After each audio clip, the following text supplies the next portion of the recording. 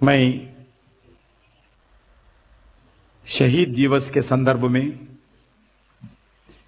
Viplavi Bharat gallery का उद्घाटन कार्यक्रम में वर्चुअल मोड से जुड़े हुए भारत के यशस्वी प्रधानमंत्री परम आदरणीय श्री नरेंद्र मोदी जी का हृदय से मैं स्वागत करता हूं एवं आज का कार्यक्रम में पश्चिम बंगाल के राज्यपाल श्री जगदीप धनखड़ जी और जो शैलेंद्र नाथ सन्याल जी जो फ्रीडम फाइटर है उनका परिवार के डॉक्टर संदीप सन्याल जी और सौरभ सन्याल जी उनका परिवार और नेताजी सुभाष चंद्र बोस जी के परिवार से चंद्र कुमार बोस और उनका परिवार को और इसके साथ साथ जो इस कार्यक्रम में भाग लेने वाले सभी केंद्र सरकार के वेस्ट बंगाल सरकार के अधिकारियों को और मीडिया के मित्रों को देवियों और सज्जनों को मैं कलकत्ता शहर से आए हुए सभी भाइयों को बहनों को मेरा नमस्कार करते हुए मैं स्वागत करता हूं। आज शहीद दिवस है। स्वतंत्र सेनानी शहीद सुखदेव, शहीद राजगुरु, शहीद भगत सिंह का बलिदान का दिवस है। आज इस मंच से बंगाल के धरती को सुपुत्र रविंद्रनाथ ठाकुर, स्वामी विवेकानंदा, सुभाष चंद्र बोस, डॉक्टर श्यामा प्रसाद मुखर्जी, अरविंद घोष, बंकिम चंद्र बोस, खुदीराम बोस, बसु जतीन, रास बिहारी बोस जैसे अनेक महापुरुषों का नमन करता हूं। मित्रों, विश्व के लिए भारत एक एंशिएंट हेरिटेज टूरिज्म का केंद्र है। आदरणीय प्रधानमंत्री जी श्री नरेंद्र मोदी जी भारत के विरासत और विकास को साथ साथ लेकर चल रही हैं। आज गर्व से कह सकते हैं देश के प्राचीन विरासत का विकास जिस गति से पिछले 8 वर्षों में हुआ है उसना पहले कभी नहीं हुआ है। आदरणीय नरेंद्र मोदी जी प्रधानमंत्री जी का सत्ता संभालने के बाद आज विदेशों से अलग अलग आज आर्टिफैक्ट्स आ रहे हैं जो 1976 से लेकर 2014 तक 46 इयर्स में सिर्फ 13 आज एंटीकिट्स भारत को लाया गया है। 2014 में आदरणीय प्रधानमंत्री नरेंद्र मोदी जी प्रधानमंत्री बनने के बाद आज तक विदेशों से कुल 228 एंटीक्विटीज वापस लाए गए हैं।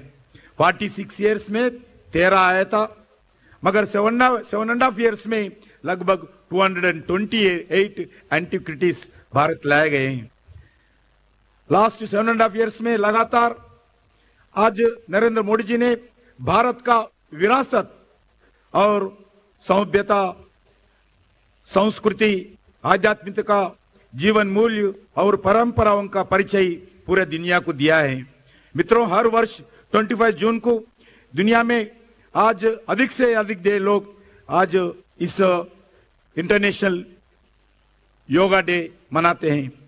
प्रधानमंत्री नरेंद्र मोदी जी के द्वारा प्रयास के कारण आज दुनिया के सभी प्रमुख देश, वो इस्लामिक कंट्री हो, वो क्रिश्चियन कंट्री हो, यूनाइटेड नेशन के द्वारा सभी देशों में आज इसमें भाग ले रही हैं। पूरा विश्व आज भारत की संस्कृति और परंपरा के साथ आज जो अपने आप जोड़ रही हैं। आज का इस गैलरी का उद्घाटन विप्लव भारत गैलरी, विश्वव्यापी भारत गैलरी बोलते हैं। आज इस गैलरी का उस दिशा में एक महत्वपूर्ण कदम है। शहीद दिवस के संदर्भ में समर्पित ये फ्रीडम फाइटर्स का लिए हम एक सच्ची श्रद्धांजलि अर्पित करते हैं। आज उसी तरह कलकत्ता के यहाँ म्यूजियम दुनिया के सबसे पुरानी म्यूजियम है। आदरणीय प्रधानमंत्री जी का मार्गदर्शन में इंटरनेशनल स्टैंडर्ड के आधार पर ध्यान में रखते हुए आज इसका जो शहीद दिवस संदर्भ में आज इस गैलरी का उद्घाटन आदरणीय प्रधानमंत्री जी के द्वारा होने वाला है। आप सब लोगों को मालूम है रेड फोर्ट में भी सुभाष चंद्र बोस जी का नाम पर गैलरी ऑलरेडी नरेंद्र मोदी जी आदरणीय प्रधानमंत्री जी उद्घाटन किया है। और अंडमान आइलैंड को भी नेताजी सुभाष चंद्र बोस का नाम रखा है। इतना ही नहीं, 23 जनवरी को नेता सुभाष चंद्र बोस का जन्मतिथि पर इंडिया गेट पर नेताजी का होलोग्राम का लोकार्पण आदरणीय प्रधानमंत्री जी किया है। और जल्दी उधर ओरिजिनल स्टैच्यू भी भारत सरकार के द्वारा उधर स्थापित होगा। वैसा ही देश के आजाद का अमृत महोत्सव मना रहे हैं, जैसा प्रधानमंत्री जी ने कहा है। आने वाले 25 साल 2047 तक भारत के लिए अमृत समय होगा, देश के युवाओं के लिए अमृत समय होगा। यह समय है नया संकल्प लेने का, यह समय है नया लक्ष्य तय करने का, यह समय है नया प्रेरणा के साथ आगे बढ़ने का, यह समय है आत्मनिर्भर भारत का बनाने का, यह समय है वोकल टू लोकल का, यह समय है एक भारत श्रेष्ठ भारत का यह संकल्प पूरा करने के लिए। यह समय है भारत का सभ्यता और संस्कृति, विरासत, इतिहास और कलाओं को विकसित करने का। इसलिए मित्रों, ये नेशन वाइड कैंपेन है। आजाद के अमृत महोत्सव से देश आज अमृत काल तक प्रवेश करना है। फिर एक बार जन जन का जागरण करते हुए भारत को विश्व गुरु बनाने के संकल्प बंगाल की धरती भी करना होगा। इसलिए आइए भारत की एकता और अखंडता के लिए नया भारत के इस संकल्प के साथ आगे बढ़ेंगे। मैं कल्चरल डिपार्टमेंट के द्वारा आदरणीय प्रधानमंत्री जी श्री नरेंद्र मोदी जी को, पश्चिम बंगाल गवर्नर माननीय जगदीश धनखड़ जी को और सभी अतिथि गणों को मैं स्वागत करता हूं। मैं इस स्वागत के साथ आदरणीय प्रधानमंत्री जी से अनुरोध करूंगा। उससे पहले एक छोटा सा सांस्कृतिक कार्यक्रम है, उसके बाद आदरणीय प्रधानमंत्री जी का मार्गदर्शन होगा।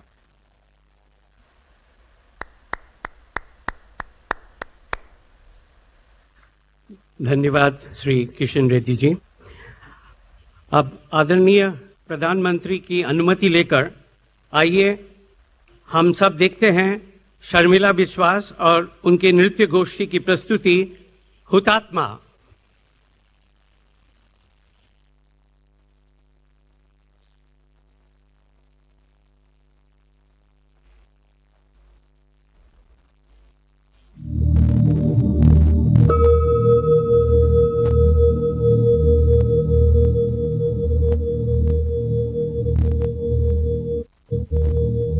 Our offering to the martyrs, the souls sacrificed, Hutatma.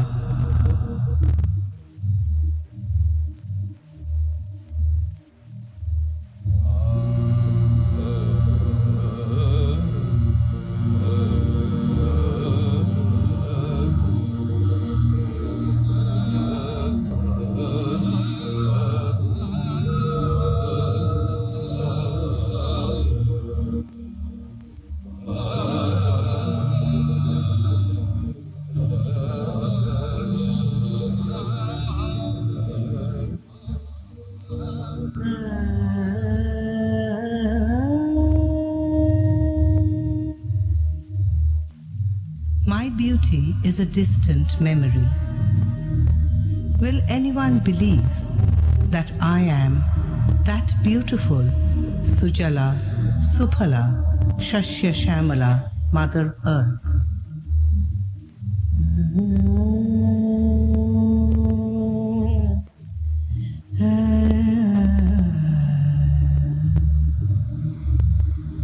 I lie flat, too tired to turn, too tired to speak, too tired to keep my eyes open, too tired to react to anything happening to my wretched body and soul.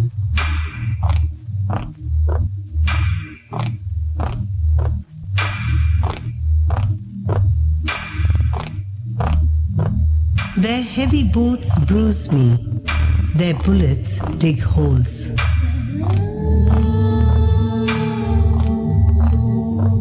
They uproot all that they can, whenever, wherever. They destroy all that is good in me.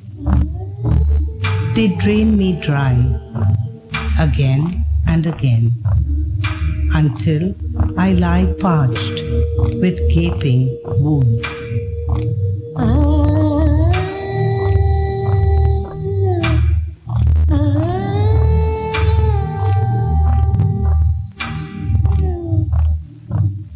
Too weak to react.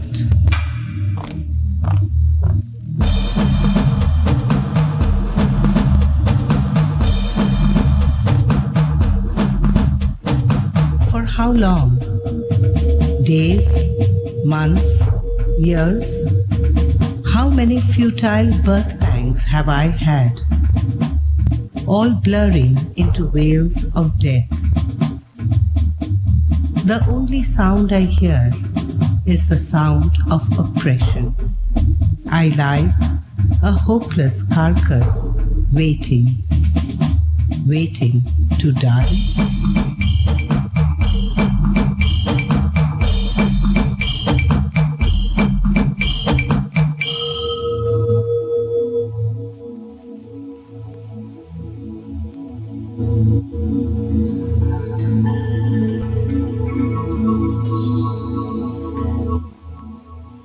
Still, new life comes out of my half-dead body, and I yearn to nurture it.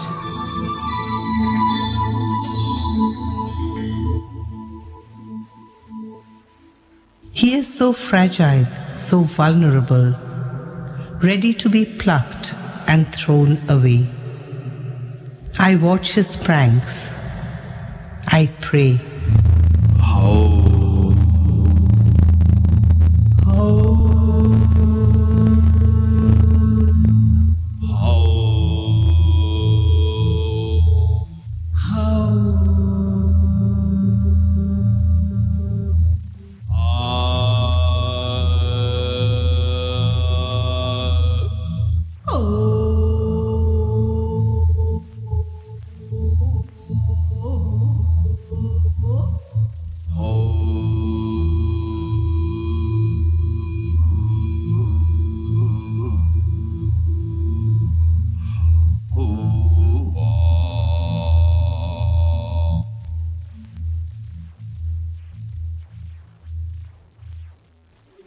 Panchabhuta. We have created him, protect him, strengthen him. I will make him the all-shaking earthquake. Let water make him the deluge, drowning all. Let fire nourish his limbs, and the storm give him power and speed. Let him be the sky, descending, mercilessly crushing all.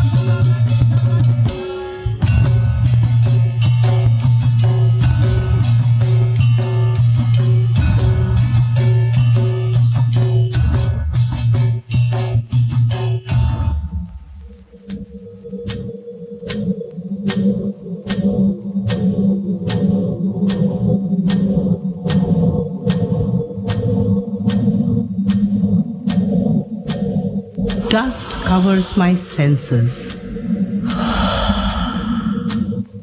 I eat dust. I breathe dust.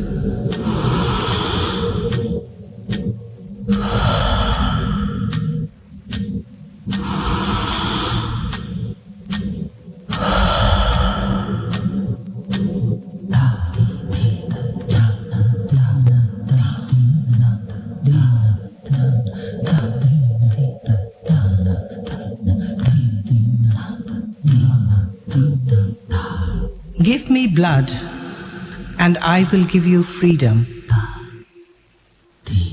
They gave much before you asked.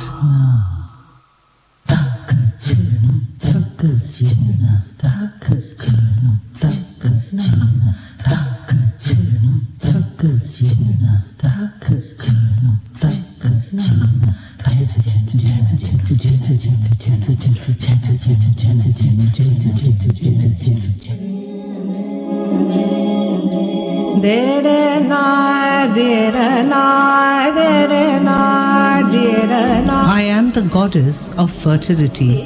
From my million sons' blood will rise millions of lives, 1,000 times stronger.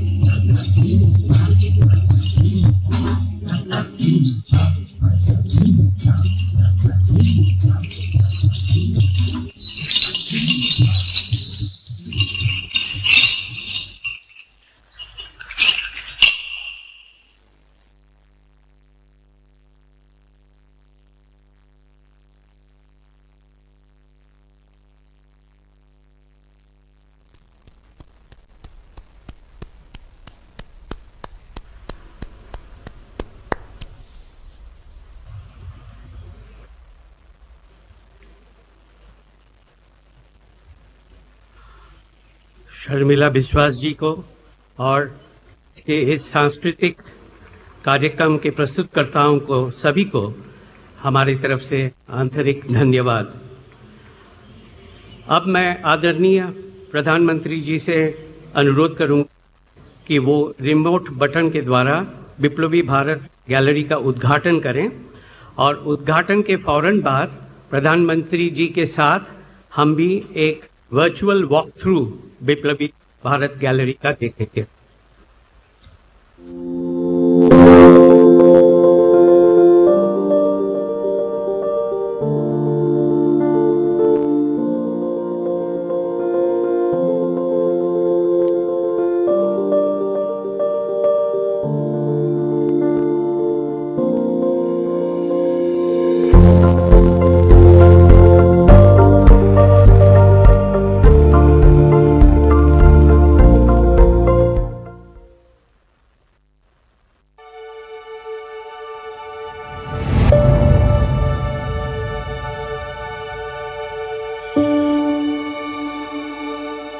अंग्रेजी राज की गुलामी से आजादी के लिए भारत ने जो लड़ाइयां लड़ी, उसमें लगातार हथियारबंद विरोध भी शामिल था, जो 18वीं शताब्दी से लेकर देश को आजादी दिलाने के अंत तक जारी था।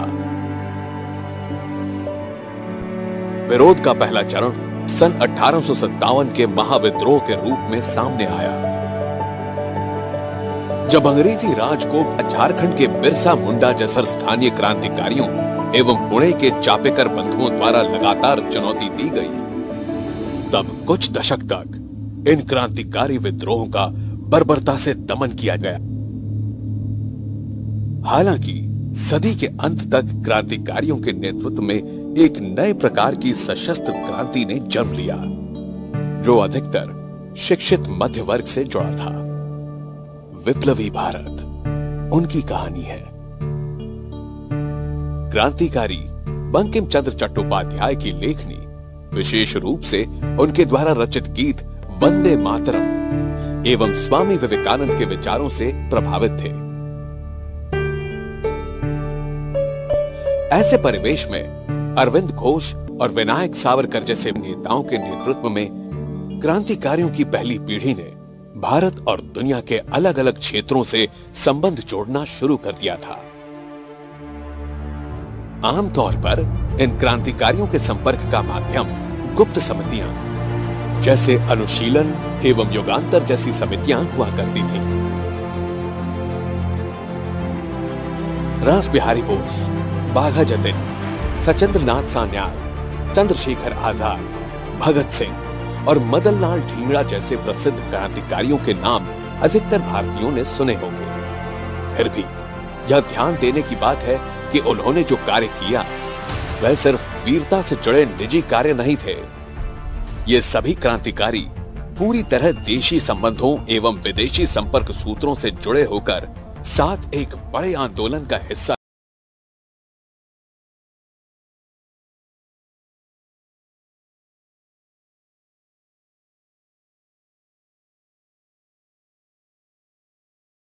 औपनिवेशिक अधिकारियों जैसे 1912 में दिल्ली के वायसरॉय लॉर्ड हेस्टिंग्स को निशाना बनाकर हमला किया। लेकिन ध्यान देने की बात यह है कि क्रांतिकारियों का बड़ा उद्देश्य अंग्रेजों के लिए काम कर रहे भारतीय सैनिकों के बीच विद्रोह पैदा करना था।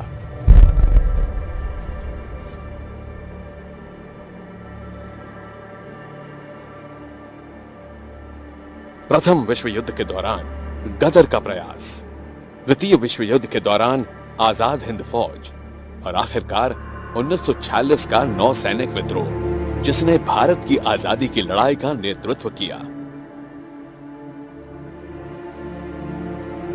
विप्लवी भारत की यही कहानी है। अंग्रेजी औपनिवेशिक शासन से भारत की आजादी की लड़ाई में क्रांतिकारियों एवं उनकी सशस्त्र क्रांति की कहानी एक प्रमुख हिस्सा है। अहिंसक राजनीतिक आंदोलन के दृष्टिकोण से देखा जाए तो इसे अक्सर उचित स्थान नहीं दिया गया है।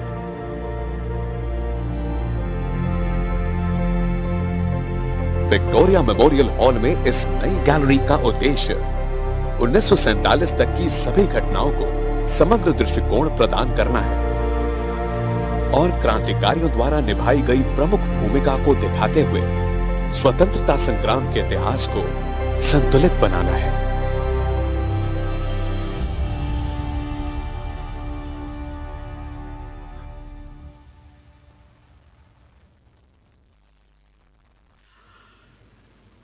अब मैं आदरणीय प्रधानमंत्री जी से अनुरोध करूंगा कि वो इस शुभ अवसर पर हमें संबोधित करें।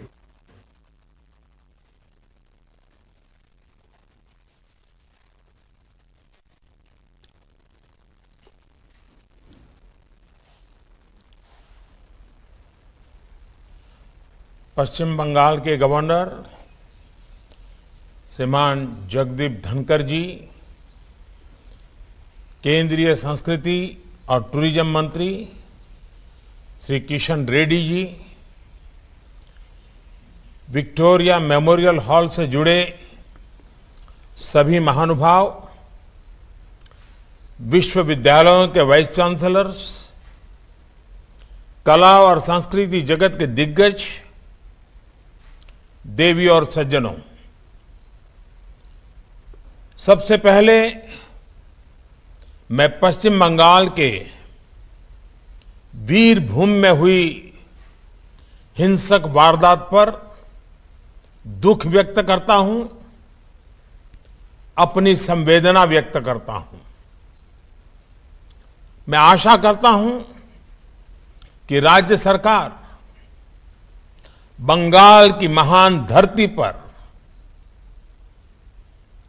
ऐसा जघन्य पाप करने वालों को जरूर सजा दिलवाएगी। मैं बंगाल के लोगों से भी आग्रह करूंगा कि ऐसी वारदात को अंजाम देने वालों को, ऐसे अपराधियों का हौसला बढ़ाने वालों को कभी माफ न करें।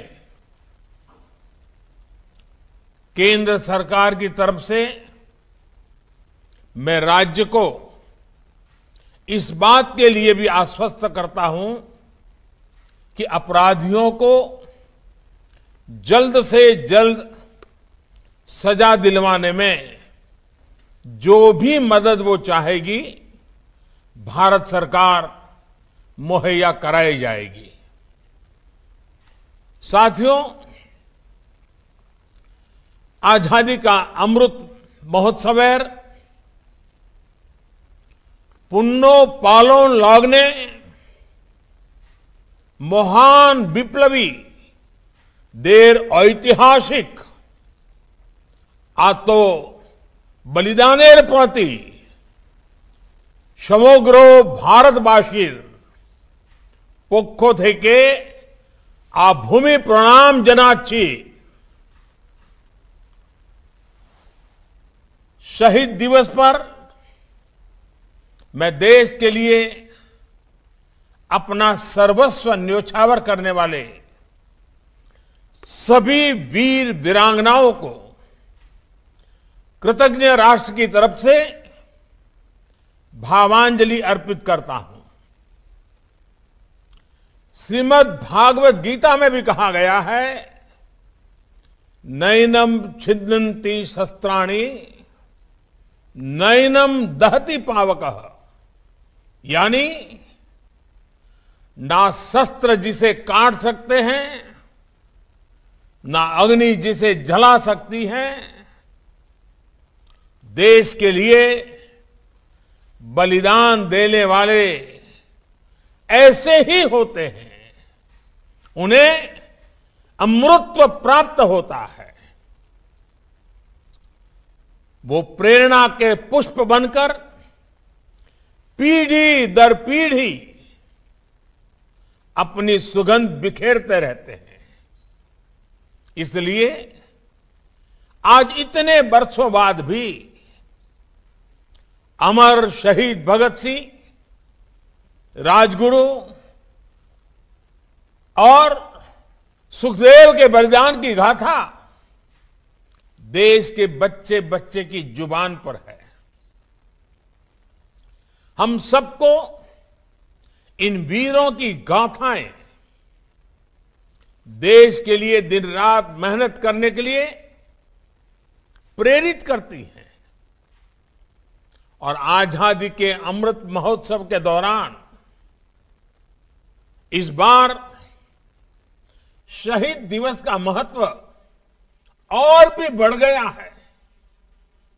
देश आज आजादी के लिए योगदान देने वाले नायक नायिकाओं को नमन कर रहा है, उनके योगदान की स्मृति को ताजा कर रहा है।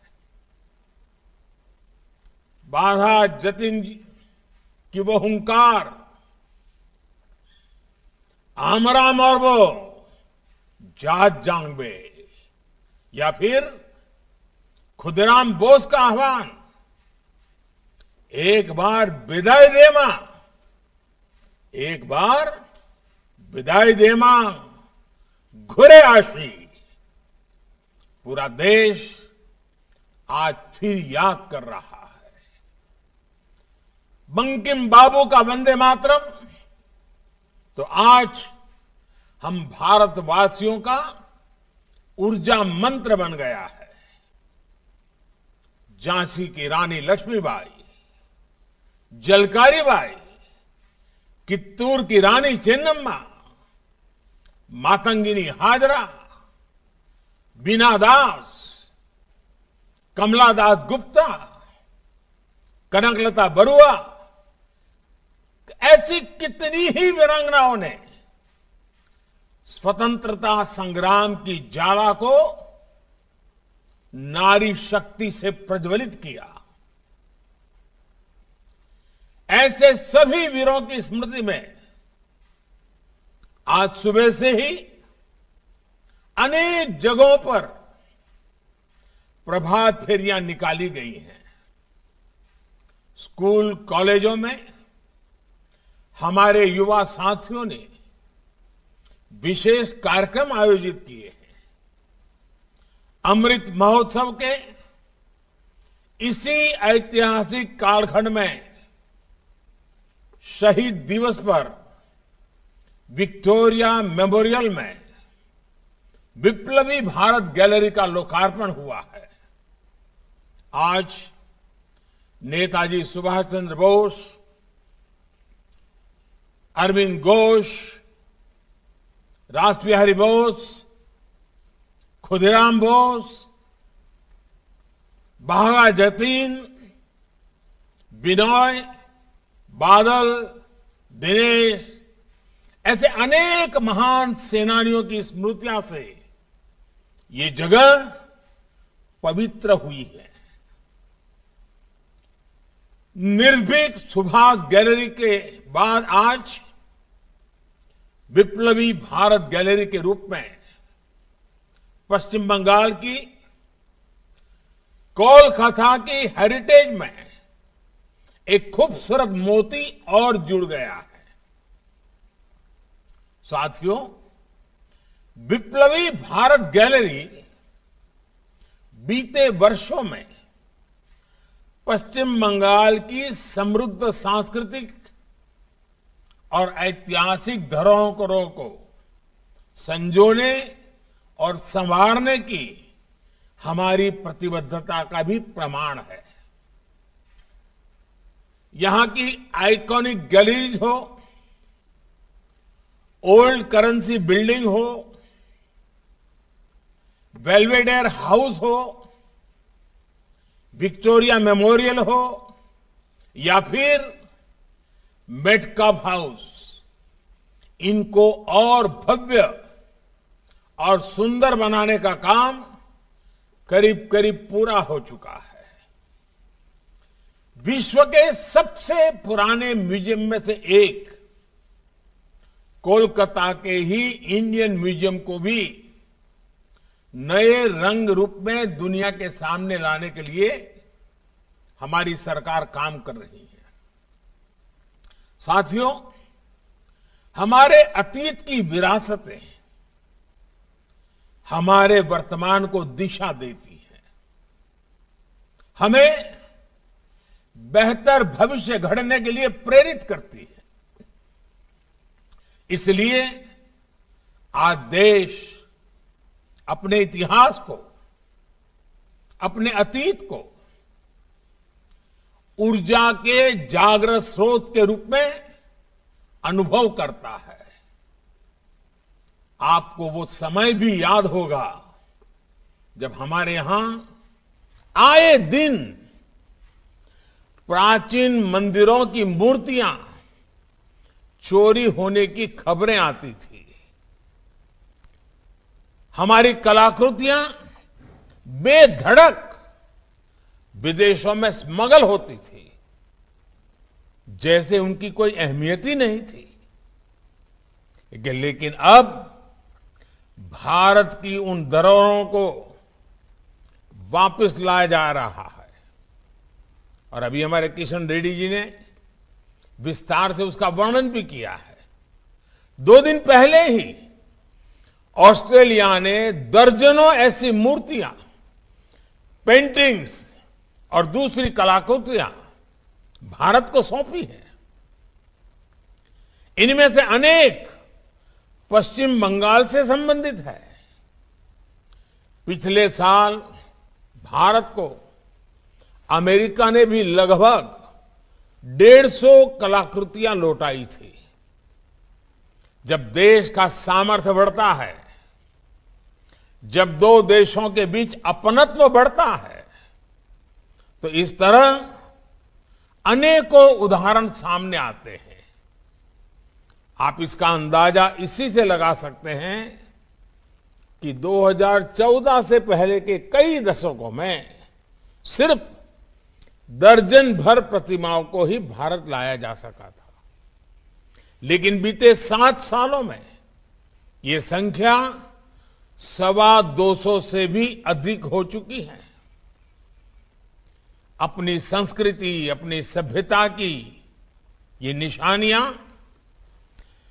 भारत की वर्तमान और भावी पीढ़ी को निरंतर प्रेरित करें, इसी दिशा में ये एक बहुत बड़ा प्रयास है। भाइयों बहनों, आज देश जिस तरह अपनी राष्ट्रीय और आध्यात्मिक धरोहरों को एक नए आत्मविश्वास के साथ विकसित कर रहा है, उसका एक और पक्ष है। ये पक्ष है हेरिटेज टूरिज्म। हेरिटेज टूरिज्म में आर्थिक दृष्टि से तो अपार संभावनाएं है ही, इसमें विकास के नए रास्ते भी खुलते हैं।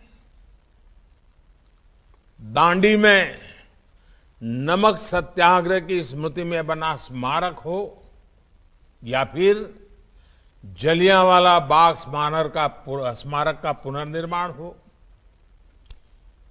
एकता नगर केवड़िया में स्टैच्यू ऑफ यूनिटी हो या फिर पंडित दीनदयाल उपाध्याय जी का स्मारक का निर्माण दिल्ली में बाबा साहब मेमोरियल हो या फिर रांची में भगवान बिरसा मुंडा मेमोरियल पार्क और संग्रहालय, अयोध्या बनारस के घाटों का सुंदरीकरण हो या फिर देश भर में ऐतिहासिक मंदिरों और आस्था स्थलों का जीर्णोद्धार, हेरिटेज टूरिज्म बढ़ाने के लिए भारत में एक राष्ट्रव्यापी अभियान चल रहा है।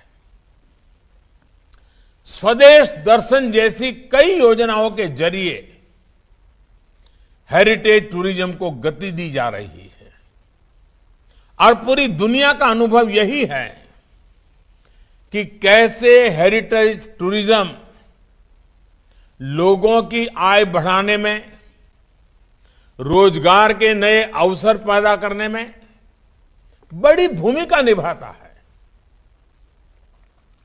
21वीं सदी के भारत अपने इस पोटेंशियल को समझते हुए ही आगे बढ़ रहा है। साथियों, भारत को गुलामी के सैकड़ों वर्षों के कालखंड से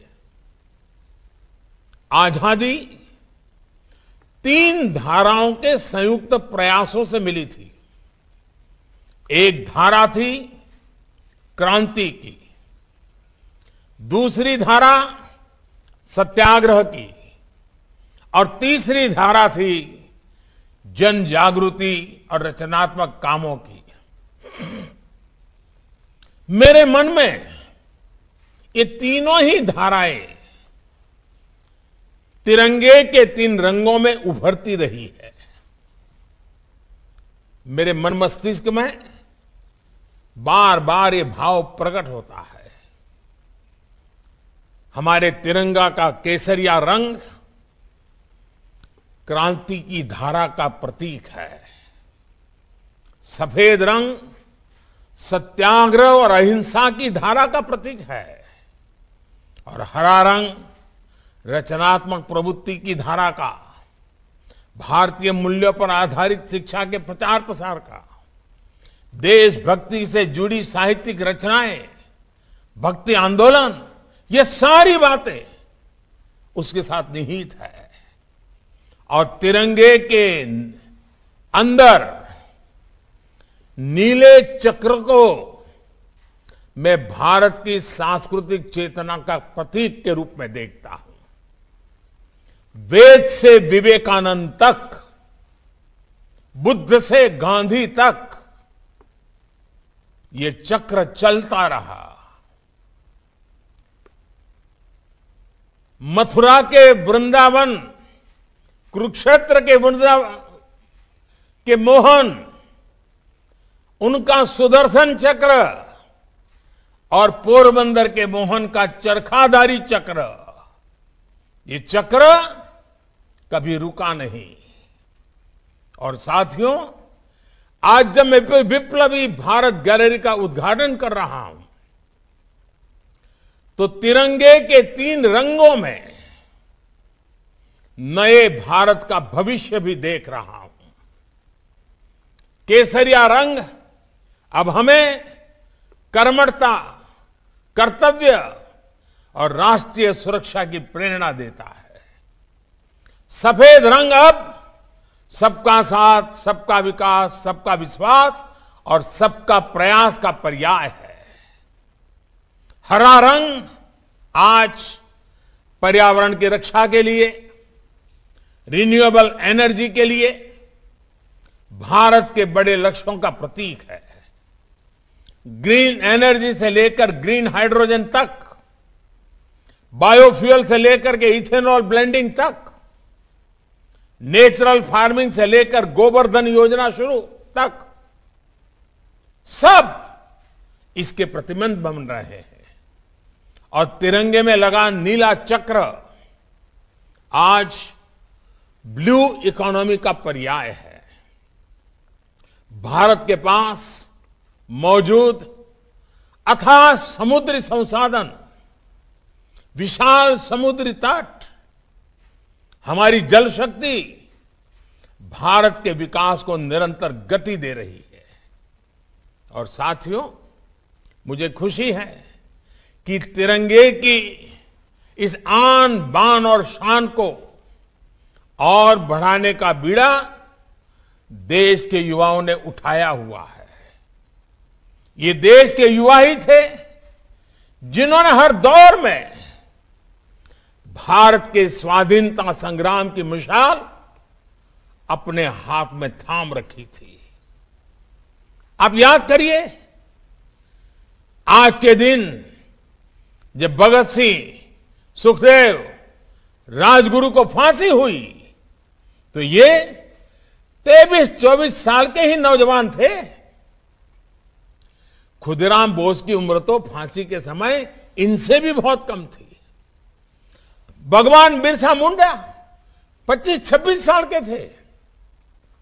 चंद्रशेखर आजाद 24-25 साल के थे। और इन्होंने अंग्रेजी हुकूमत को थरा कर रख दिया था। भारत के युवाओं का सामर्थ्य ना तब कम था और ना आज कम है। मैं देश के युवाओं से कहना चाहता हूं, कभी अपनी शक्तियों को, अपने सपनों को कम नहीं आंकिएगा। ऐसा कोई काम नहीं जो भारत का युवा कर ना सके। ऐसा कोई लक्ष्य नहीं जो भारत का युवा प्राप्त ना कर सके। आजादी के 100 वर्ष होने पर भारत जिस भी ऊंचाई पर होगा, 2047 में हिंदुस्तान जहां जिस ऊंचाई को पहुंचेगा वो आज के युवाओं के दम पर ही होगा। इसलिए आज जो युवा है उनके जीवन का सबसे बड़ा लक्ष्य होना चाहिए नए भारत के निर्माण में अपना योगदान। अगले 25 वर्षों में भारत के युवाओं की मेहनत भारत का भाग्य बनाएगी, भारत का भविष्य संवारेगी। साथियों, भारत की आजादी के आंदोलन ने हमें हमेशा एक भारत श्रेष्ठ भारत के लिए काम करने की प्रेरणा दी है। आजादी के मत वालों की क्षेत्रीयता अलग अलग थी, भाषाएं, बोलियां भिन्न भिन्न थी, यहां तक कि साधन संसाधनों में भी विविधता थी। लेकिन राष्ट्र सेवा की भावना और राष्ट्रभक्ति एक निष्ठ थी। वो भारत भक्ति के सूत्र से जुड़े थे, एक संकल्प के लिए लड़े थे, खड़े थे। भारत भक्ति का यही शाश्वत भाव, भारत की एकता, अखंडता आज भी हमारी सर्वोच्च प्राथमिकता होनी चाहिए। आपकी राजनीतिक सोच कुछ भी हो, आप किसी भी राजनीतिक दल के हो, लेकिन भारत की एकता, अखंडता के साथ किसी भी तरह का खिलवाड़ भारत के स्वतंत्रता सेनानियों के साथ सबसे बड़ा विश्वासघात होगा। बिना एकता हम एक भारत श्रेष्ठ भारत की भावना को भी सशक्त नहीं कर पाएंगे। देश की संवैधानिक संस्थाओं का सम्मान, संवैधानिक पदों का सम्मान, समस्त नागरिकों के प्रति समान भाव, उनके प्रति संवेदना देश की एकता को बल देते हैं। आज के इस समय में हमें देश की एकता के खिलाफ काम कर रहे प्रत्येक तत्व पर नजर रखनी है, उसका कड़ाई से मुकाबला करना है। आज जब हम आजादी का अमृत महोत्सव मना रहे हैं, तो एकता के इस अमृत की रक्षा करना ये भी हमारा बहुत बड़ा दायित्व है। भाइयों बहनों, हमें नए भारत में नई दृष्टि के साथ ही आगे बढ़ना है। ये नई दृष्टि भारत के आत्मविश्वास की है, आत्मनिर्भरता की है, पुरातन पहचान की है, भविष्य के उत्थान की है, और इसमें कर्तव्य की भावना का ही सबसे ज्यादा महत्व है। हम आज अपने कर्तव्यों का जितनी निष्ठा से पालन करेंगे, हमारे प्रयासों में जितनी पराकाष्ठा होगी, देश का भविष्य उतना ही भव्य होगा। इसलिए आज कर्तव्य निष्ठा ही हमारी राष्ट्रीय भावना होनी चाहिए। कर्तव्य पालन ही हमारी राष्ट्रीय प्रेरणा होनी चाहिए। कर्तव्य ही भारत का राष्ट्रीय चरित्र होना चाहिए। और ये कर्तव्य है क्या? हम बहुत आसानी से अपने आसपास अपने कर्तव्यों के संबंध में निर्णय भी कर सकते हैं, प्रयास भी कर सकते हैं, परिणाम भी ला सकते हैं। जब हम सड़कों पर चलते हुए, ट्रेनों में, बस अड्डों पर, गलियों में, बाजारों में गंदगी नहीं फैलाते, स्वच्छता का ध्यान रखते हैं, तो हम अपने कर्तव्य का पालन करते हैं। समय पर वैक्सीनेशन कराना, जल संरक्षण में योगदान देना, पर्यावरण बचाने में मदद करना भी कर्तव्य पालन का ही तो एक उदाहरण है। जब हम डिजिटल पेमेंट करते हैं, दूसरों को इसके प्रति जागरूक करते हैं, उनको ट्रेन करते हैं, तो वो भी अपने कर्तव्य का पालन करते हैं। जब हम कोई स्थानीय उत्पाद खरीदते हैं, वोकल फॉर लोकल होते हैं, तब भी हम अपने कर्तव्य का पालन करते हैं।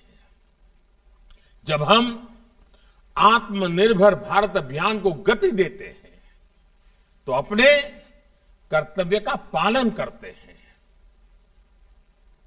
मुझे इस बात की भी खुशी है कि आज ही भारत ने $400 बिलियन यानी 30 लाख करोड़ रुपए के प्रोडक्ट्स के एक्सपोर्ट का नया रिकॉर्ड बनाया है।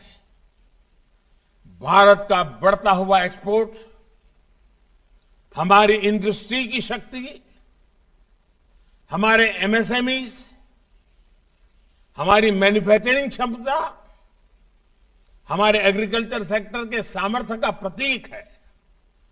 साथियों, जब एक एक भारतीय अपने कर्तव्य को सर्वोच्च प्राथमिकता देगा, पूरी निष्ठा से उसका पालन करेगा, तो भारत को आगे बढ़ने में कोई मुसीबत नहीं आएगी, आगे बढ़ने से कोई रोक नहीं पाएगा। हम अपने आसपास देखें तो लाखों लाख युवा, लाखों लाख महिलाएं, हमारे बच्चे, हमारे परिवार कर्तव्य की इसी भावना को जी रहे हैं। ये भावना जैसे जैसे प्रत्येक भारतीय का चरित्र बनती जाएगी, भारत का भविष्य उतना ही उज्जवल होता जाएगा। मैं कवि मुकुंद दास जी के शब्दों में कहूं तो, कि आनंदो ध्वनि उठ लो, कि आनंदो ध्वनि उठ लो, बंगो भूमे, बंगो भूमे, बंगो भूमे, बंगो भूमे, भारत भूमे। जेगेच्छे आज भारतवासी आरती माना शोने, लेगेच्छे आपुन काये जार जान नीचे मोने। कोटि कोटि भारतीयों की भावना निरंतर सशक्त हो, क्रांति वीरों की भावना से हमें हमेशा प्रेरणा मिलती रहे। इसी कामना के साथ विप्लवी भारत गैलरी के लिए मैं फिर से आप सबको बहुत बहुत बधाई देता हूं। वंदे मातरम। धन्यवाद।